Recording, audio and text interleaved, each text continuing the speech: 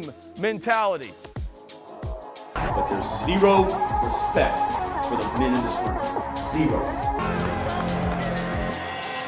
Here come the Gamecocks.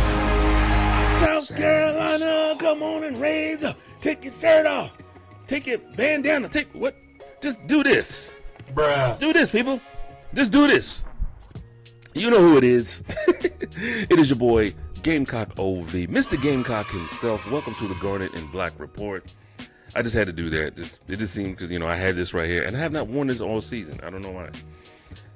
You know what it is, the Garnet and Black Report, the channel that gives you a different perspective, maybe a funny one, for our South Carolina football Gamecocks. And pretty much what happened on Saturday was expected to happen. Yep. It wasn't a game that took us by surprise, albeit we had a lot of penalties that really kind of just crazy against the Wofford Terriers. We had a lot of unforced errors on our end, but they turned it on. The Gamecocks turned the heat up, so to speak.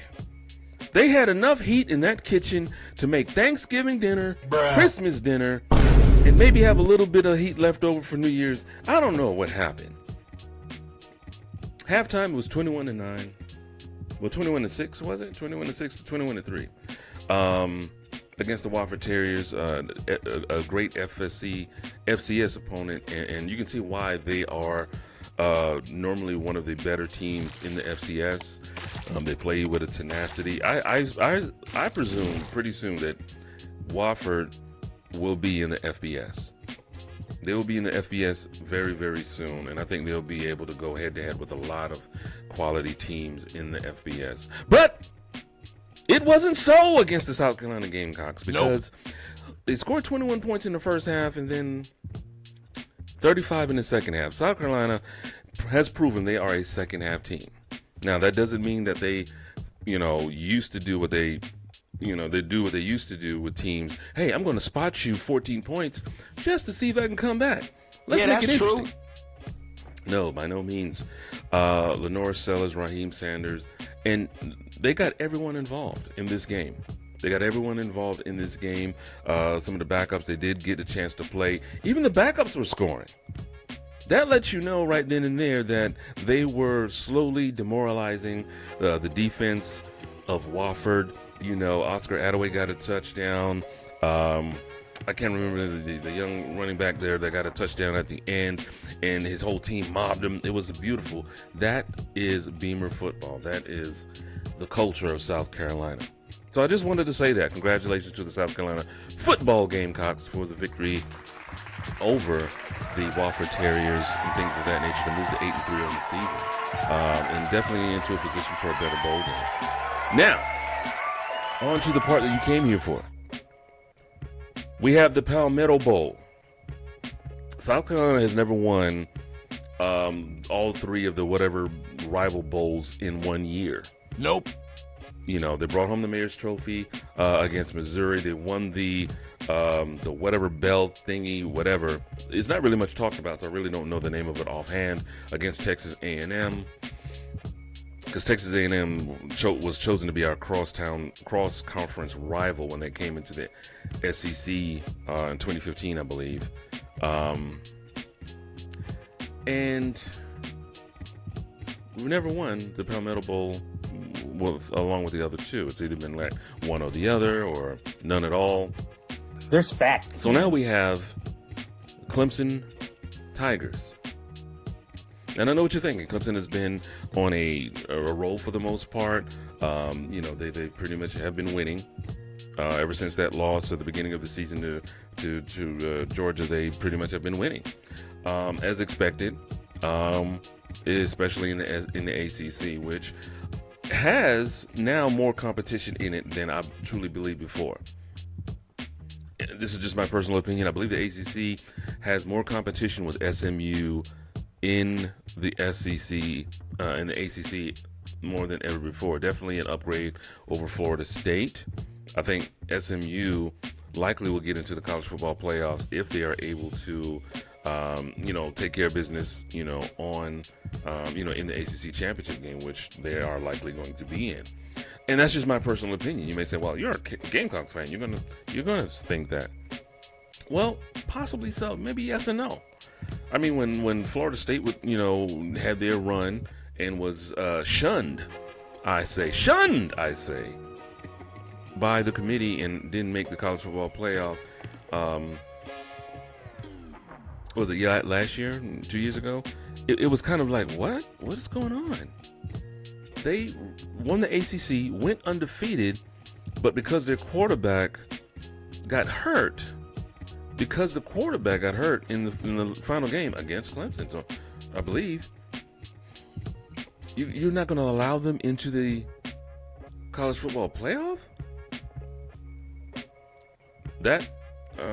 And I think that's really one of the things they started to look at to what we have now, a 12-team playoff, because that was a travesty right there.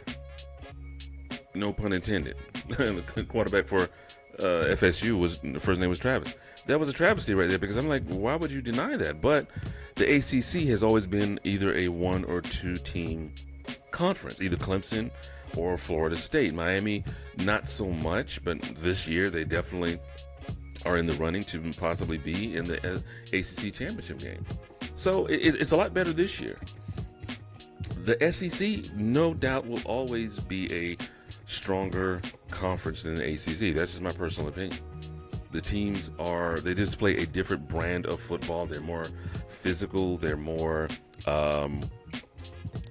they're more of a downhill running attack type of, those types of teams in the SEC, whereas other conferences are more, we're going to spread you out, we're going to pass all day, So Clemson comes in with a 9-2 record.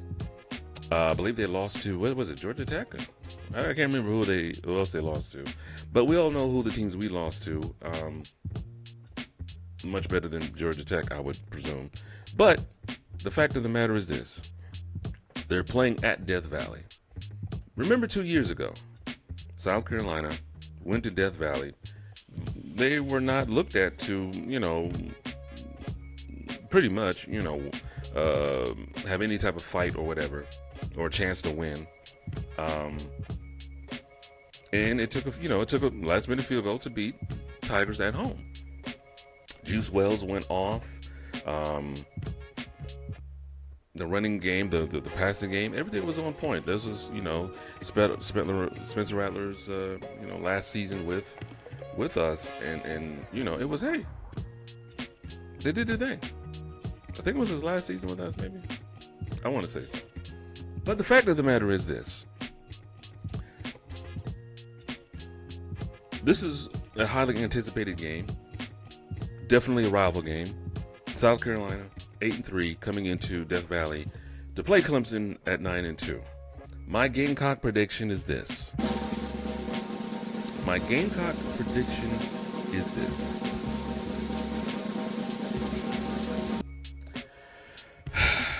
And it's with a heavy heart that I have to say this. Oh, brother, here we go again. Looking at how, Clemson has been playing the past few weeks and comparing it to how successfully we've been winning these past couple of weeks, I'm afraid I'm going to have to go against the grain here and just say that Clemson will come out as the loser of this game. Emotional damage. What? Oh my gosh! What were you thinking I was going to say? I had to put my Scooby-Doo voice on you. Jinkies! You know good and well those Gamecocks are going to run the football. And even Clemson knows this. They're going to try to wear us down. And the thing of it is, the South Carolina Gamecocks have a running stable of running backs that can do just that. I think that extra week of rest really helped out those guys that were banged up. And I didn't see too much of Josh Simon. I don't think he played. Gave him an extra week to get better, to heal up. Jared Brown, an extra week to heal up. I fully think that Mazio Bennett, Josh Simon, Raheem Sanders, And I believe Juju McDowell Hang on, folks, you are not going to believe this. is going to run a kickoff back for a touchdown. That's just me. That's just me. Did you see the way that boy just cut back on everybody? Even the cameraman couldn't keep up with him. Yes, South Carolina wins this game.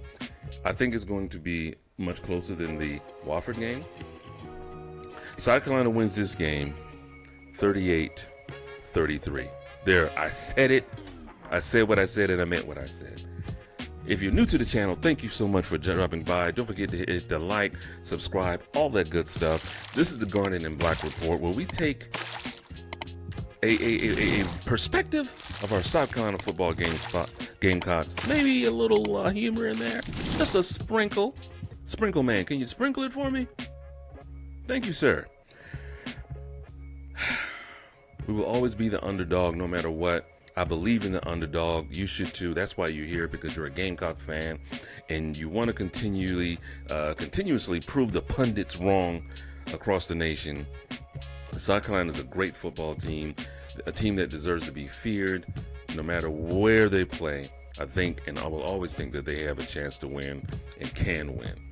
Again, thank you so much for tuning in. We'll see how those football Gamecocks do. And as always, you know what I'm about to say. Stay cocky. This is a culture built on love, man.